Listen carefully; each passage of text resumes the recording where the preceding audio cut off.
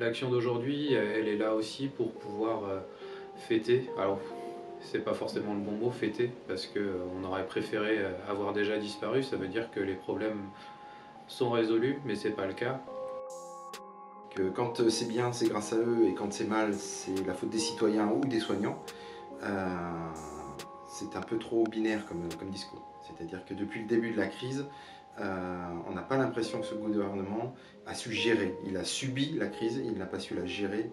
Où le gouvernement n'a rien appris, que ce soit de leurs erreurs, que ce soit des malfaçons qui ont été réalisées, que ce soit des patients qui ont été mis en danger, des patients qu'on a laissés mourir sur des brancards. Aujourd'hui, la situation elle est toujours la même, toujours aussi dramatique. Et c'est pas en fermant des lits, c'est pas en diminuant le personnel qu'on arrive à s'occuper des gens.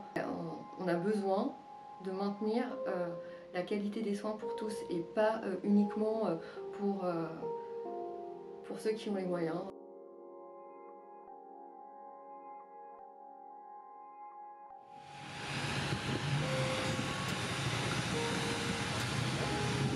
On est face à une fuite des professionnels comme on n'en a jamais connu. Pour la première fois, la PHP a imposé de maintenir les professionnels en place, d'interdire la mobilité, le gel des mobilités comme ils appellent. On est là, on est présent et il faut absolument que ça change et que vraiment on prenne conscience que la santé est un danger et que c'est aujourd'hui qu'il faut agir. Le gouvernement a fait des promesses en mettant soi-disant des milliards sur la table, sauf qu'en fait ça ressemble très clairement à de la fumisterie.